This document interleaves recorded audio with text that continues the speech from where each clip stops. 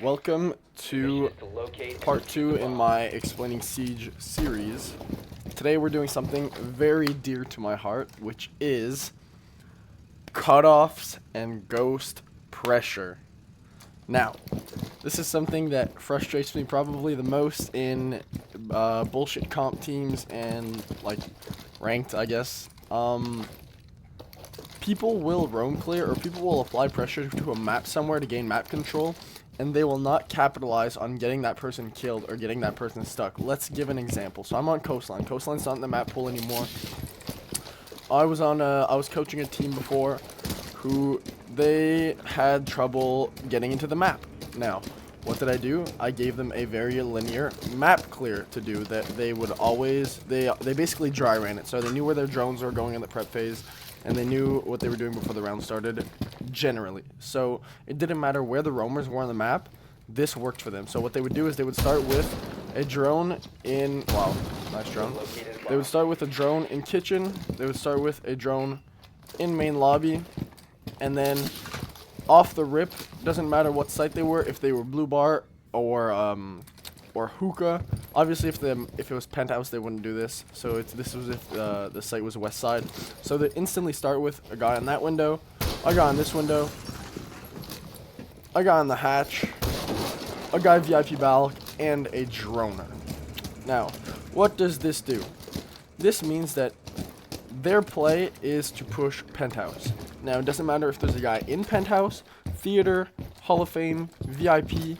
These positions will apply pressure everywhere and cut them off. So, with people in place here and on this window, if we drone them and we see that their hold is theater, 90, or shallow top white, maybe bottom white or luggage, then we can take dropping the hatch, walking in Hall of Fame, and basically push them into the guy in the window here who's holding, who could obviously get off the window at any time and go main door if required, or the droner can do so. And basically that's the idea. The idea is to never apply pressure and let the enemy run away, especially on a map like Coastline, which is so open, which honestly you can have a cutoff guy on the roof as well, so this guy can't go back luggage. If we see he's playing top white, then this guy doesn't want to peek because he can die. So what we want to do, instead of having a guy here, or maybe in addition to having a guy here, you send a guy in skylight. Now, obviously, the skylight is a little different than it was before when I used to teach this. But Coastline is a linear map with a lot of crossfire. So basically, teams will not only play a guy in theater, they'll play two roamers. They'll have a guy in VIP who's helping out. Maybe he'll have head holes in the VIP wall. Maybe he'll have vert for the kitchen window. VIP window, obviously needs to get open right off the rip. Now there's no window, so you gotta open the wall. People will hold this, they will cade it, they'll put whatever they have to do on this wall. They'll put feet holes here so you can't drop the hatch. So what do you do if that's the case? Well, then you don't take through the big window, obviously, because you can't jump in. But the take is the same. You take over from east side. You get a guy in the VIP balcony so they can't run away. You get a guy in the skylight. So if I'm a Jaeger in VIP and I'm getting pressured here. They open my wall. There's a guy here. There's a guy repelling. Oh, time to run away. No, I need to die. So if I am a good team, this guy's getting pressured. When he runs away, he dies instantly, right? He dies to the guy holding the cutoff. Now, cutoffs are not only to be held. You can open windows and capitalize on the fact that defenders cannot see outside. Valkyrie can't put cameras outside, right? If I open this wall, this guy has to play as if there's a guy on this balcony the whole time, because there's no way for him to know there's not. You know what I mean? Unless he gets lucky and pushes up here and then there's nobody. But really, it's like he has to play as if I'm waiting here the whole time to swing, right? That's called ghost pressure. So you don't actually need someone to play there the whole time. You just need the pressure there. So, back to it. How I would teach this is, if there's a guy theater, they would call it out, and then they would push penthouse, push him into the guy in the window, push him into the guy on the roof. If there's a guy penthouse, they would send a guy main door up white, and they would do the reverse. This guy can't go anywhere because we got a guy in hatch who could drop the pinch, and we got in the VIP door. So if he's in penthouse, he dies here. If he goes here, he dies here. If he doesn't move and he stays here, then we pinch him. If he's VIP, we push from white. We have a cutoff. We have a cutoff on the roof. And we push and we pinch him. We open this wall up. This guy has no safe place to play. A lot of people will rotate a guy from site below to come C4 us. That's easy. The guy in this window, when he's not useful anymore, goes main door. Contest that. So really the idea is to not let any roamers get away scot-free. You always want to have a cutoff. You want to have ghost pressure. You want to have the main door open. When you spawn in, the main door needs to be open because these defenders can't just be running through main lobby feeling safe. They got to at least waste time peeking it to get across. You know what I mean? At least. But really, if you're a comp player, like, you're not going to be doing some dumb shit like running around on the fucking blacktop and trying to get away when you know that there could be potential cutoffs. That's the difference between ranked and comp. Is ranked people will just push stuff, and it works because the defenders peek them. In comp, defenders don't peek you. So you need to make stuff happen. The worst thing I see is attackers wasting time holding angles. You can't hold angles. You got to create the pressure. Of course, you hold angles on the cutoff, not on the clear. So basically, you would have the cutoffs, and you would have your entries push the defenders into the cutoff. That's basic Siege. That doesn't need to be explained, but it is something that I see over and over again being a mistake in low-level comp. So it's just something to keep in mind. There's different ways to clear. You don't always have to cut off. Sometimes your plan is just to get map control as quick as possible to play vert. Let's say you're playing Night Haven Labs and you want to do a top clear.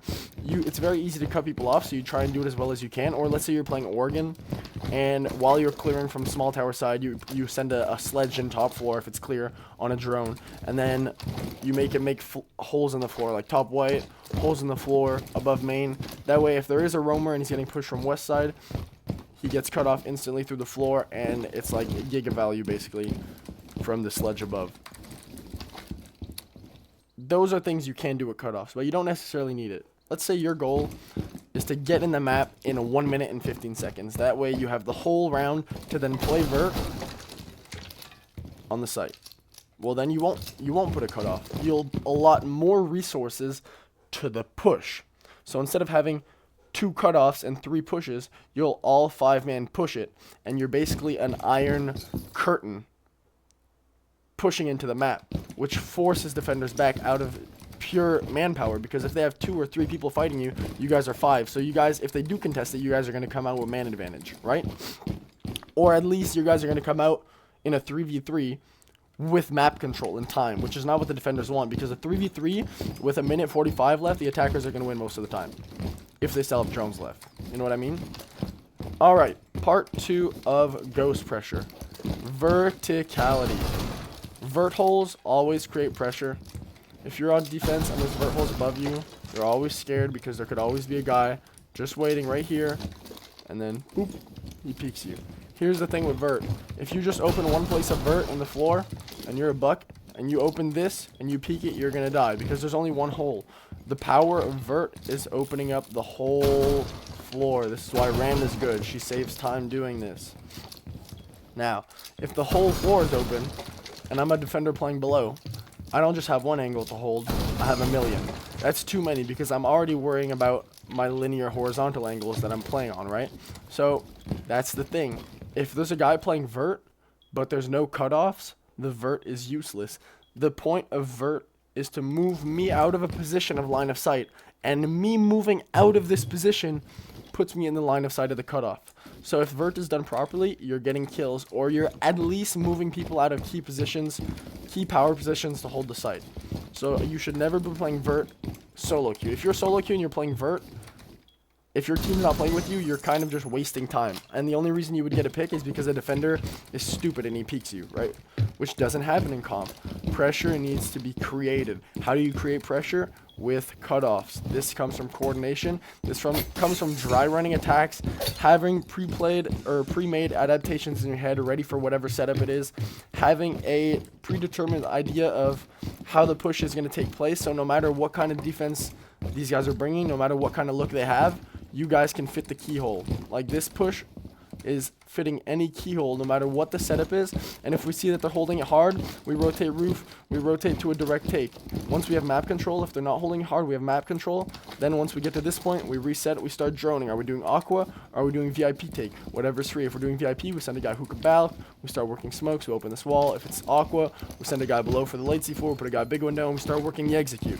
You know what I mean? It's stuff like that. You got to have the pressure to create the map control and open up the opportunities. If you're taking map control fast, you want to come out with man advantage on attack. If you don't have man advantage, but you have time, then that's just as good.